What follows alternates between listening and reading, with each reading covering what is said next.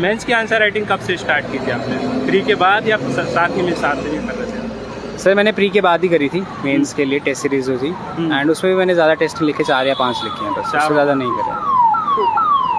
तो नोट्स भी आपने बनाए होंगे, जो नोट्स मैंने एक्चुअली लास्ट ईयर ही बना लिए थे प्रीलिम्स से पहले, मेंस के लिए, बट उन पे जो बढ़ाना था उनको करंट अफेयर ऐड करना था और शॉर्ट नोट्स बनाना था, वो मोस्टली प्री के बाद ही हुआ है। क्या तरीका था, क्या टिप्स देना चाहेंगे नोट्स बनाने का, क्या तरीका था आपका?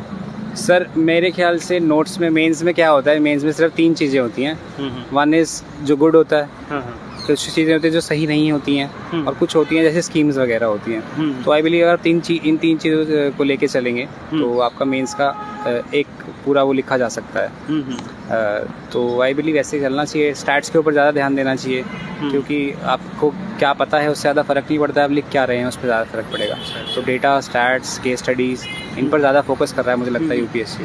अच्छा, और आंसर राइटिंग करते समय कौन कौन से पॉइंट आप विशेष ध्यान देते हो? सर आंसर राइटिंग में पहली बात तो मेरे को टाइम का कभी क्रंच नहीं आया, मेरा टाइम पे पूरा होता था, तो इस चीज़ में नहीं इशू आता था।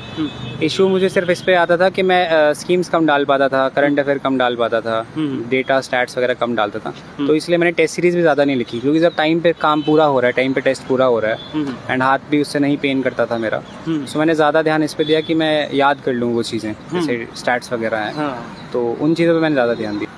सर इसमें प्लान एक्चुअली कुछ चीज़ें तो आप में भी हैं ही ना, पहले से हैं, जैसे आप बचपन से पढ़ रहे हो, कुछ तो आप खुद भी कर रहे होगे, तो आपका कुछ पार्ट स्ट्रॉन्ग रहता है, किसी का मैथ स्ट्रॉन्ग रहता है, किसी का स्टैट्स, किसको याद बहुत अच्छा ज़्यादा हो जाता है।